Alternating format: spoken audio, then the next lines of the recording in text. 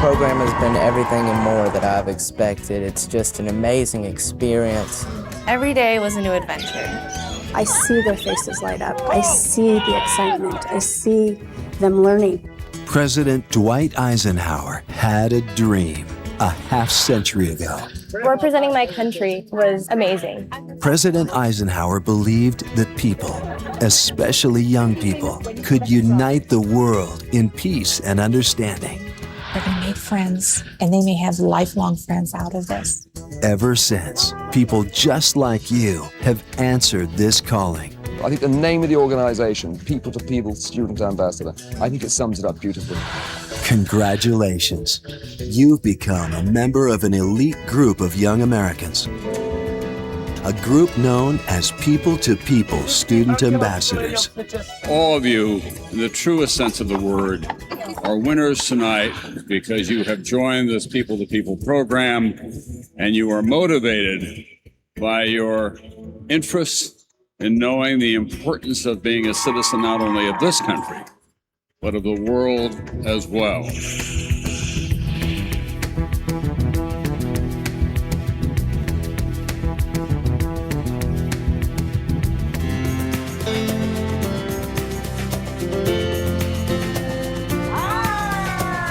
Over the next few months, orientation meetings like this one will prepare you to succeed in every way, from knowing what to pack to learning about the countries you will experience.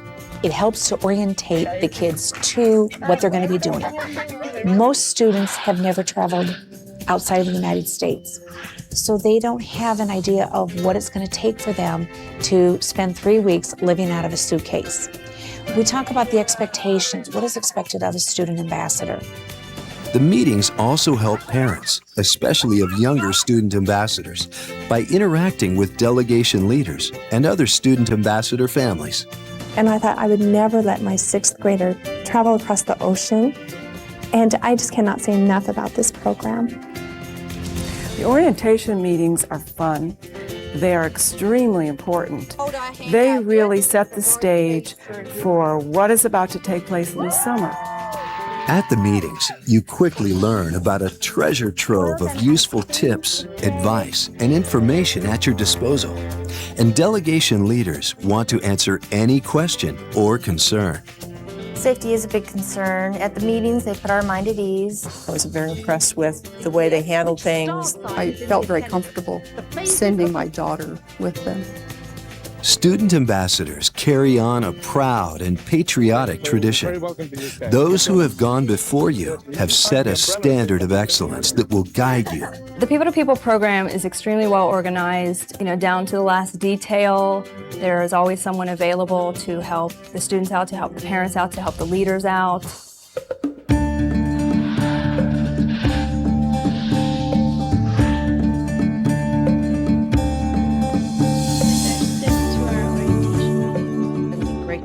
People to People host a site online called Onboard. It's here that student ambassadors and parents can find information, tips, and advice on virtually every aspect of the student ambassador's journey. Important dates are posted on the Onboard site, along with needed forms, the travel itinerary, and other contact information. Student ambassadors particularly enjoy the popular Facebook site. It's here that student ambassadors post pictures and information about themselves. Onboard also lets parents conveniently review their account or make payments online. It's a great trip. Many student ambassadors raise at least some of the tuition for their adventure, and they are more than willing to share their ideas online. I did bake sales and car washes and hot dog sales. And then a bunch of family and fellow firefighters have actually pitched in to help me out.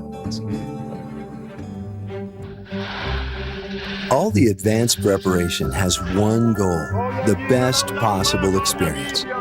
And every new student ambassador benefits from a half-century of experience, leadership, and organization. People to People is extremely well organized. We know that from the time that we start to interview our students, run orientation meetings with our students, Once we get on the road with our delegates, everything is going to be mapped out for us. We'll know exactly what to expect. The amount that the students are exposed to, from the countries that they see to the people that they meet or the museums that they go to, it's tremendous. You would never be able to repeat this experience on your own. I know that on a day-to-day basis, what's planned from the morning to the night is going to be educational, it's going to be fun, and it's going to be rewarding, and they're going to remember that for their entire lives. Student ambassadors also receive special access to places and people. We are in a Parliament building in London, and we are taken to a special room that no one gets to see. We are in the Vatican, and we're privy to seeing sites that are not open to the public. Students feel so important and privileged when they're able to participate in these kinds of experiences. Well, ladies and gentlemen, we'd like to welcome our American friends here this afternoon. And this includes an extraordinary educational value, a benefit that can pay dividends later on. I think that when you are enrolling in college, it does make a difference. Colleges no longer just look at your GPA. They look at your community service, which is a part of the People-to-People program. And I've gotten multiple comments back from universities who've said the fact that this person has been a people-to-people student ambassador, that they've had a chance to experience things outside of their own little sheltered local area is very important, because diversity is very important to the universities, that they have well-rounded people who've experienced all different types of things.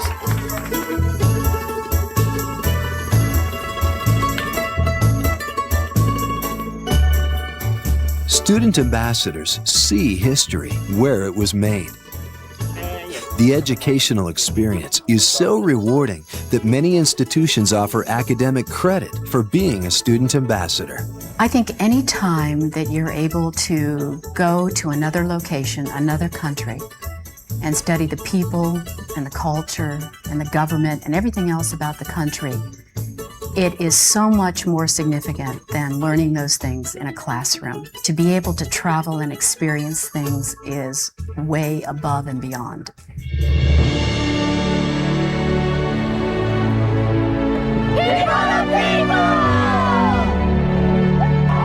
Peace and understanding, people to people. That was the vision President Eisenhower articulated after leading the Allied forces of freedom to victory in World War II. Today, his granddaughter leads the organization. He saw what he considered to be the very worst of the human spirit, and he wanted to create the tools and an organization to bring out the best of the human spirit. The people-to-people vision is so powerful that presidents from both political parties have routinely set aside any partisan political concerns to serve as honorary chairman of the organization. What's your name? Student ambassadors often have an opportunity to interact with world political, civic, and business leaders. People like former New York Mayor Rudy Giuliani, Egyptian First Lady Mubarak, National Geographic President John Fahey, and Sir Andrew Bowden, who served in the British Parliament. Student ambassadors make the people-to-people difference, and these efforts have been honored. The Italian city of Assisi awarded its prestigious Knight of Peace Award to people, joining such luminaries as Mother Teresa in receiving this prestigious honor.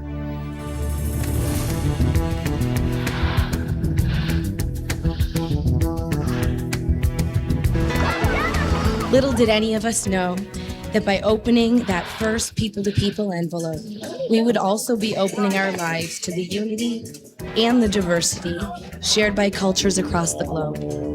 Because once your mind, heart, and soul are open to the idea that there is a world out there to explore, it is impossible to deny yourself that exploration. Exploring the world, discovering cultures, making new friends, personal growth and development. This is what it sounds like.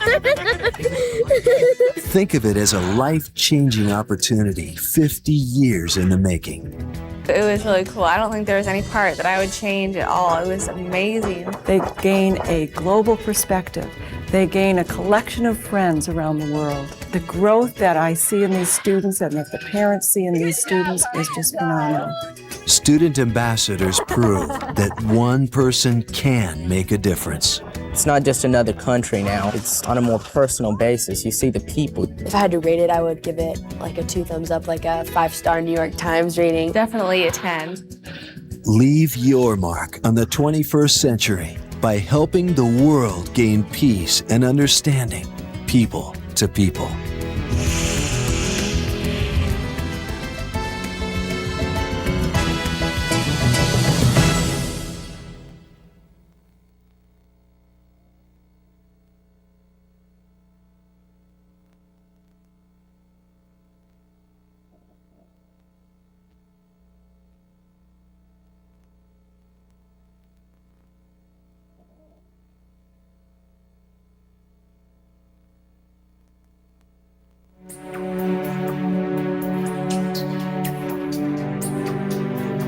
In 1956, President Eisenhower had a dream, and he dreamt that with ideas and understanding and face-to-face meetings, you could build the foundation for world peace. 30 years after he passed away, his classified papers were declassified, and the doctors of today looked at his medical records and said, you know, that wasn't angina at all. He was having many heart attacks all the way through the war. See, he was a military man who craved peace. He said, I hate war as only a soldier who lived it can.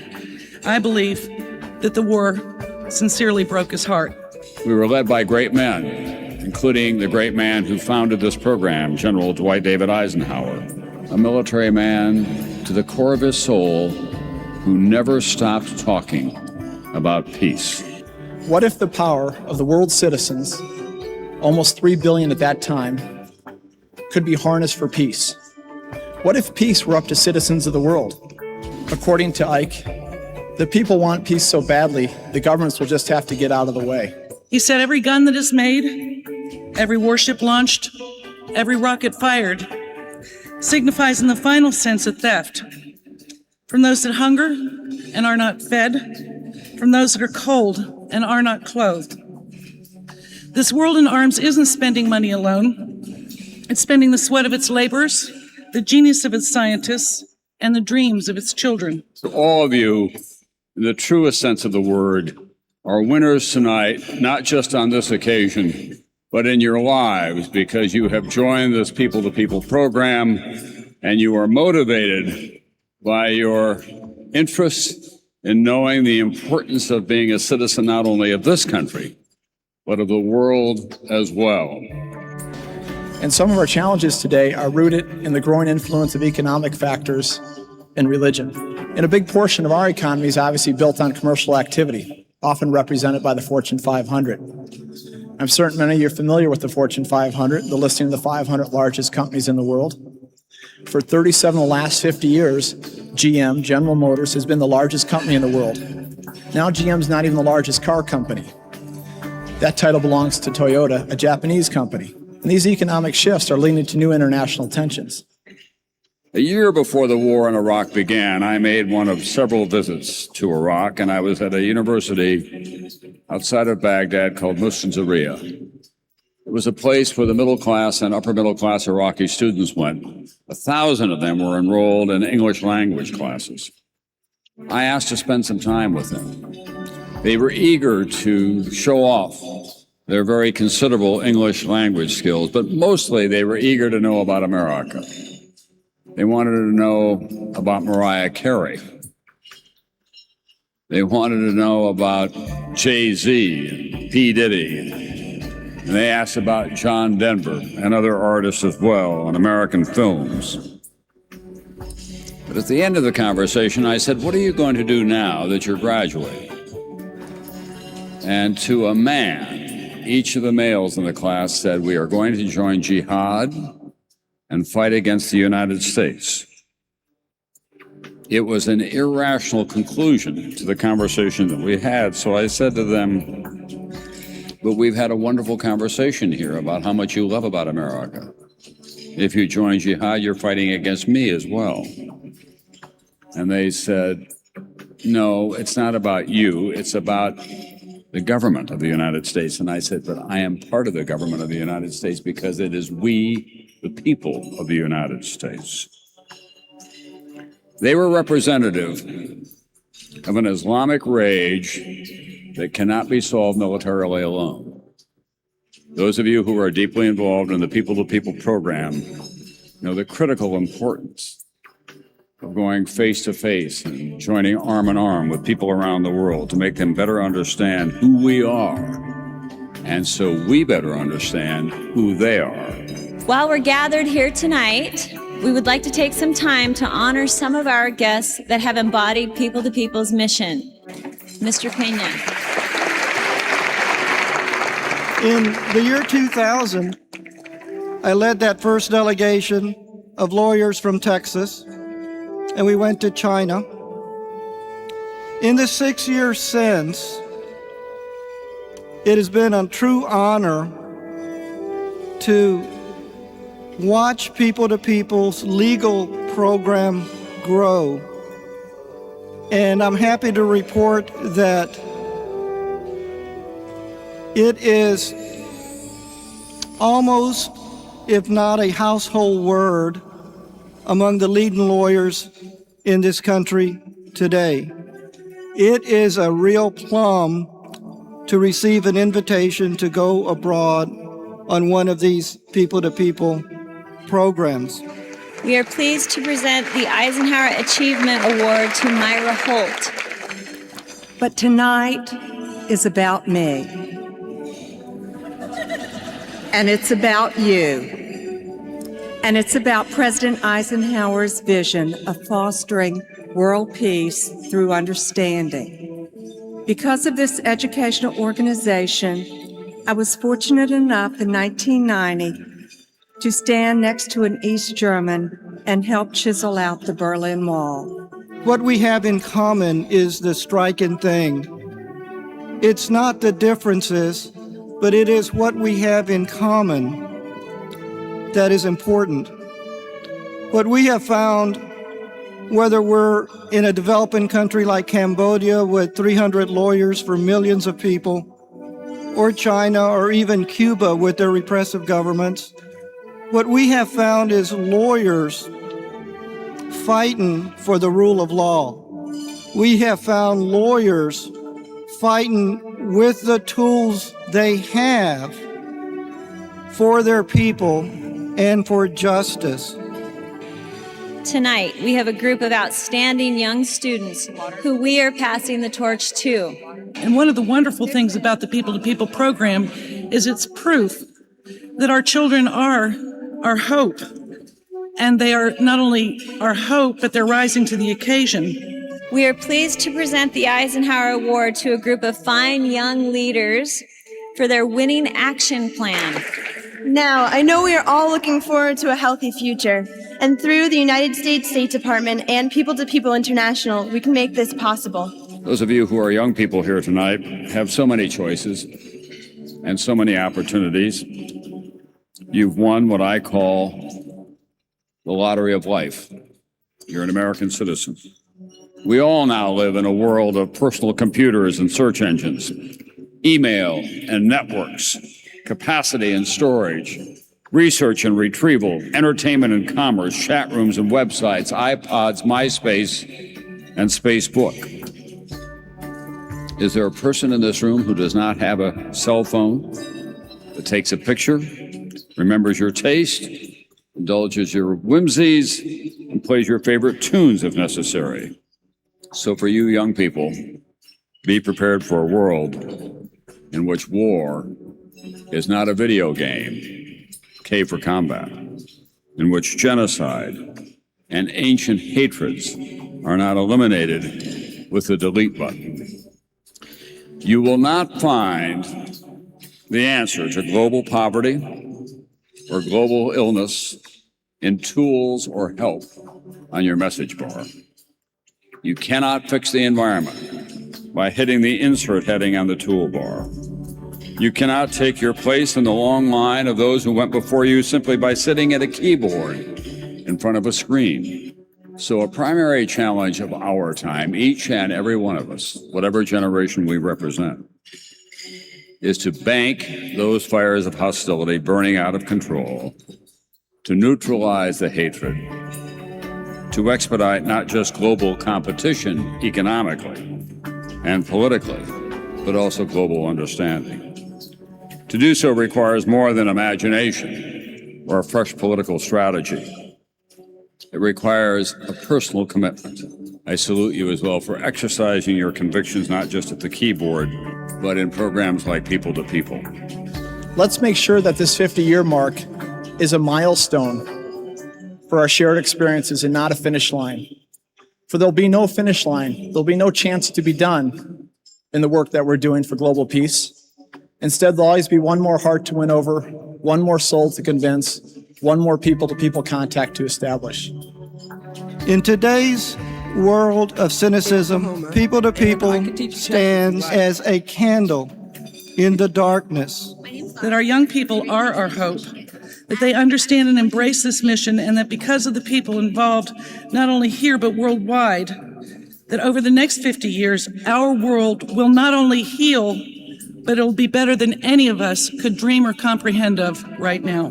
To the young people who are here tonight, I ask you to go forward and always remember to hate hate, to love your mother, Mother Earth. To remember as well that we're citizens in the truest sense of the word, not just of this country, but of this precious planet. Thank you all very much.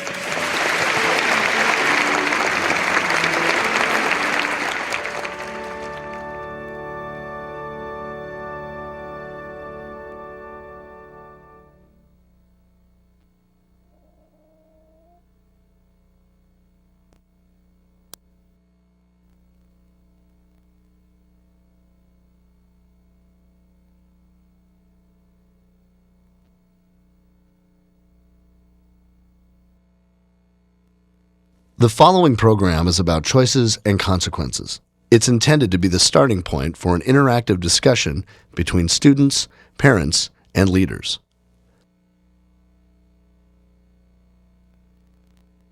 Joe, your plane reservations have been made. It's time to make the call.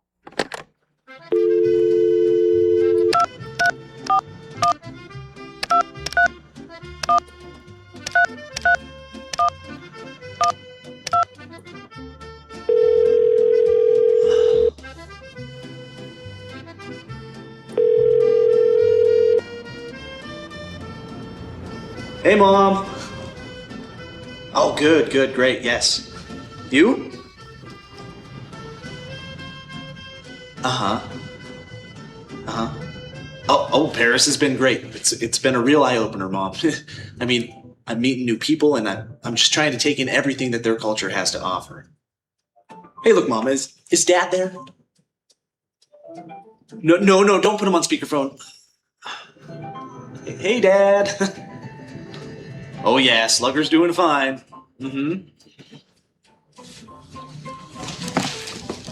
Hey, look, I really got to tell you guys something here.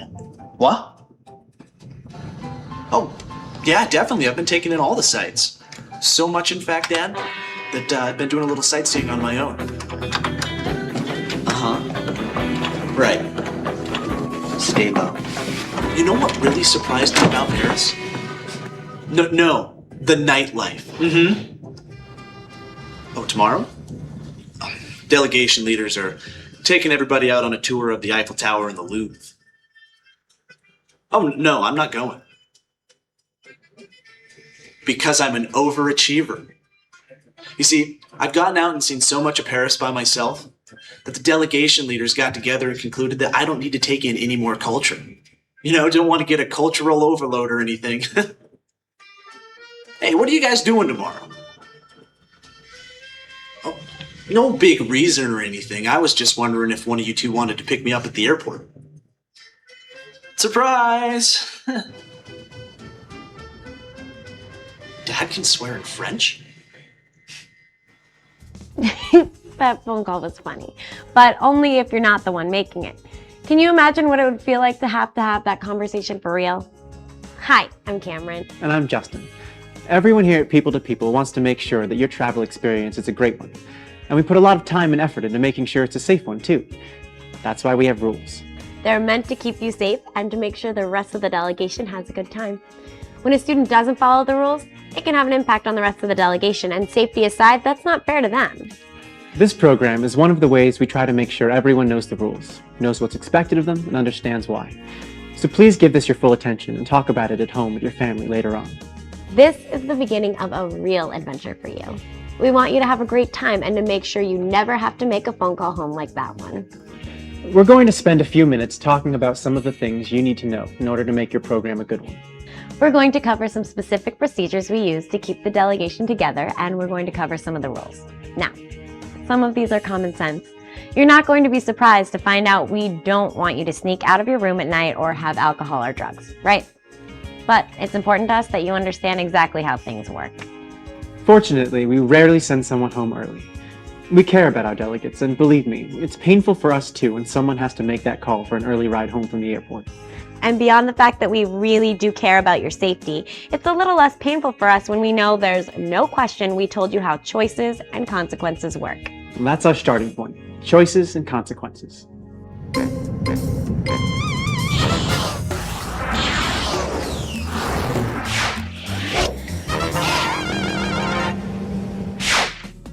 During the program, you'll find yourself in situations where you need to make choices, and each choice can have an impact on the experience you have. Most of these decisions will only have minor consequences, good or bad. But in some situations, making a bad choice could end your program or put you in personal danger. Let's start with a simple one we've already mentioned. Don't sneak out of your room at night. That might be a simple choice, or it might be complicated by the fact that other students are putting pressure on you to go along with them. Now, there are lots of reasons we don't want you to do this, and they mainly have to do with your personal safety in very unfamiliar settings. That's what we care about. But you might not feel any fear about that. You might feel you have total confidence in your ability to handle things. So let me give you another reason for making the right choice. If you do leave your room, you might get caught. No, we don't have surprise bed checks every night, but we do have them sometimes. And there are other things that could call attention to your absence. What if there's a fire alarm? What if there's an emergency call from home? What if your roommate gets sick and has to call for help? If you use your imagination, you can probably come up with some other scenarios. The point is, sneaking out at night is like passing a car on a hill. Maybe there won't be a car coming from the other direction. But what if there is? So please, be safe. Don't risk getting into situations you might not be able to handle, and don't risk getting caught. There's a whole team of people at our home office in Spokane who care about your safety, and there are reasons for the rules they've created.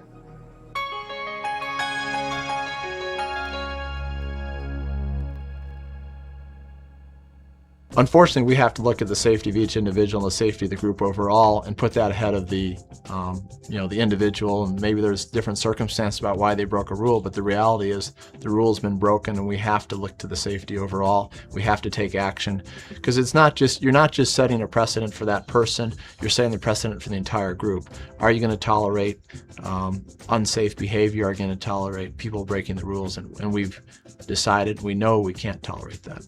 We sign a success contract the first day that we're accepted into the program, saying that we have to go by these guidelines, being that we're ambassadors. When somebody breaks a rule, what we do is we will sit down and appropriately counsel them or work with them. And we have a 1, 2, 3 method of discipline with our students. It's very gentle and caring, but it's very effective as well. The first part of it is a student will be counseled by a teacher, and usually the teacher will write that in their journal or their diary. The second part is we call the parents and involve them in the discipline as well. And the third, in most extreme cases, we actually will bring the child home.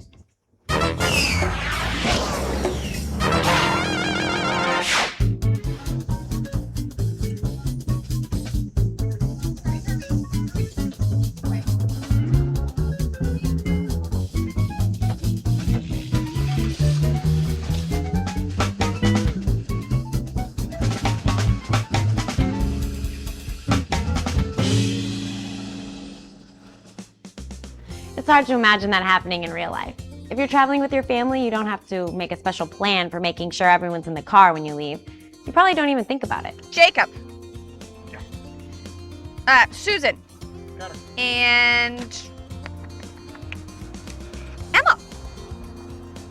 Oh, we're all here. When traveling on our program, the people-to-people family is a lot bigger. And we didn't grow up together, so we do need a system. It's called counting off, and it's really easy. Everyone in the delegation is assigned a number. Whenever we leave someplace, number 1 calls out her number, then number 2, and on down the line until we get to the last number. If anyone is missing, we'll easily catch it before we leave. Foolproof, right? Well, not completely. Okay, we're ready to go. Let's count off. 1, 2, 3, 4, 5. Hey, 7. I'm gonna go to the bathroom. Make sure they wait for me. Okay. 11, 12, 13, 14, 38, 39. 40. All right, everyone's here. Let's go to the bus. It's foolproof unless someone makes a bad choice and deliberately defeats the purpose of the count-off. And in case you didn't notice, you just saw 2 bad decisions. That's right. It's just as bad to say you'll cover for someone, or count their number for them, as it is to leave after you've been counted. Even if you're sure it'll only take a few seconds. And the delegation leaders aren't the only ones who'll be upset if you break this rule. You probably won't be very popular with your fellow students either if the bus has to turn around and come back for you. And speaking of scoring points with the rest of your delegation, if you're always the last one down from your room, Where's Keith? the last one out of the restaurant, Where is Keith? the last one back to the rendezvous point, Where is Keith? you can imagine how popular you'll be by the end of the program. Keith!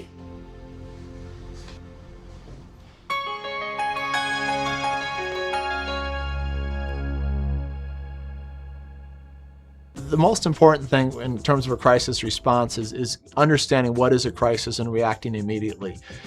We err on the side of saying everything's a crisis, or there's more things that are crisis than are not. And we always want to be alerted. We don't ever want someone to say, oh, don't bother someone, or it'll go away. We always want to know if even there's a possibility of crisis to alert the organization right away. Well, we do it in 2 ways. We prepare our leaders through annual training, and they have a manual with them, and they've been through the training, but anytime they have a question about what to do next, the manual is there. We have staff on 24-hour duty, both in the countries they're visiting and here in our office in Spokane. If the leader needs any guidance about what to do next, there's always someone that he or she can reach to discuss the situation with.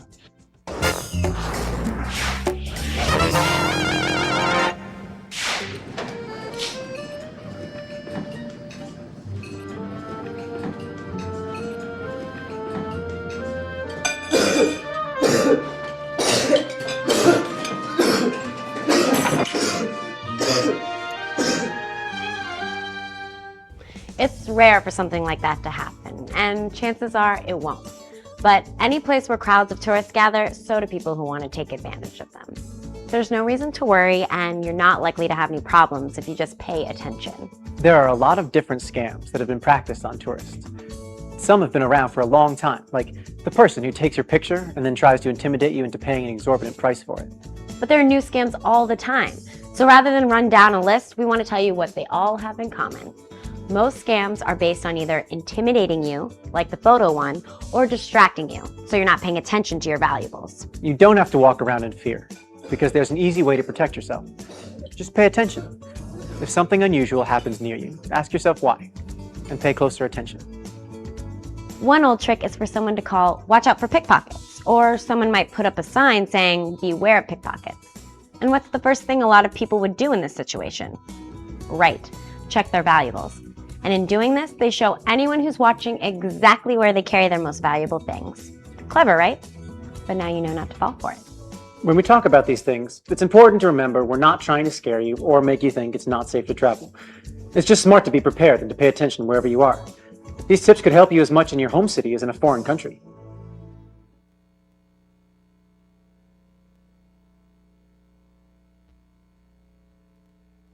We have never had a student harmed by an act of violence, and we have never been involved in any sort of airline accident. So we are proud of that record.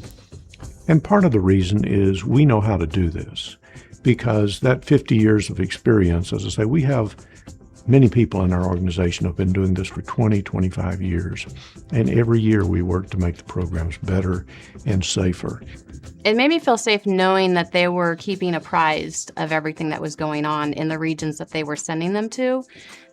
We were always told they were in contact with the State Department to find out things that were going on. He was only 12 years old at the time, and he was just starting middle school. And he had never traveled really very much even with us, and he certainly had never traveled alone. So it was, certainly a concern. Safety was foremost in our minds. But really, right at the beginning, right at the informational first meeting, the speaker stressed the safety, stressed the record that they had at that time. I guess it was 45 years of sending students around the globe successfully and safely. And I immediately recognized that it's just a professionally run organization. And almost from the instant we started, we just had the utmost confidence in their ability to provide a safe and great environment for a child.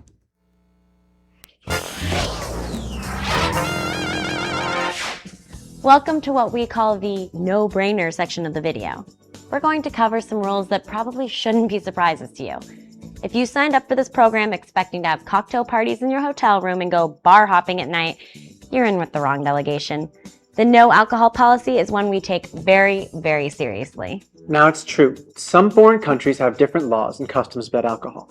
But People to People is an American organization. We follow American laws, even when we're in another country. The use of illegal drugs and the misuse of prescription drugs are also very serious violations of our rules. Drugs and alcohol can be especially dangerous in travel situations because the first thing they affect is your judgment. In a foreign country, your ability to make informed decisions is already hampered by your lack of familiarity with the setting and the culture. If you add alcohol or drugs to that, it's a seriously bad decision.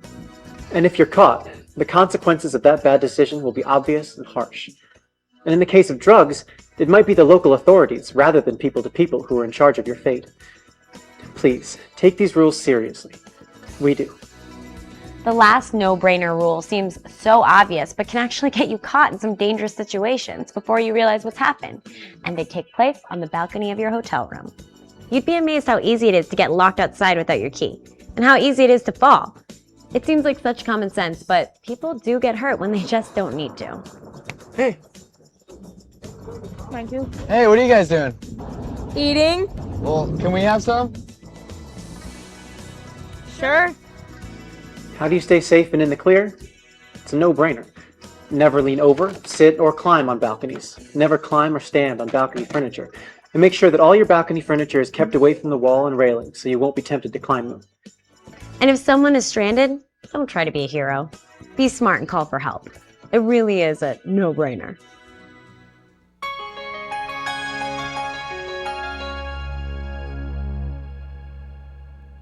She came back a totally different person, a lot more independent, made decisions wisely as opposed to haphazardly. It was wonderful. He left, he was, really a boy. He came back, he was a young man. There was just in the 2 weeks, there was just a tremendous difference in him. And people that, our family and his teachers noticed it right away. They said, it's such a marked difference in his persona and in his confidence and his maturity level. His ability to speak well and to articulate thoughts. It was really remarkable. I first traveled when I was 12, and I was asked to stand up and say my name and where I'm from, and I was scared to death.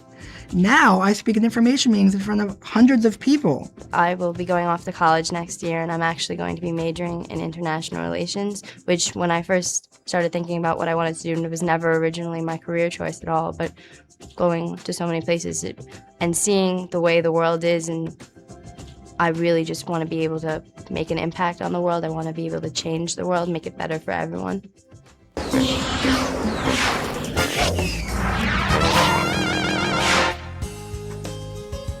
Well, we've covered the important rules now, and we've tried to give you some tips to make your travel safer. This program should be one of the best experiences of your life so far. We don't want to see it spoiled by anything. The safety and enjoyment of the delegation comes first. We want everyone to have a good time.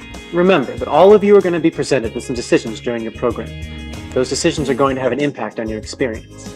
We hope your decisions are good ones. We hope you have the experience of a lifetime. And we hope your phone calls home are fun to make. Safe travels.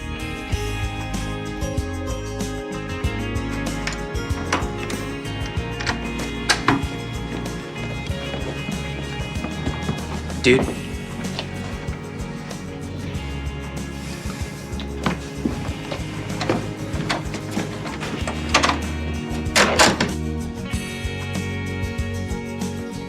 Yeah, today was great. The left bank was amazing. No, but tomorrow's gonna be even better. We're going to the Eiffel Tower and the Louvre. Yeah. Oh, but look, Mom, I gotta go. Everybody's leaving and I don't want to miss count off. But I love you and we'll talk tomorrow. Okay. Yeah.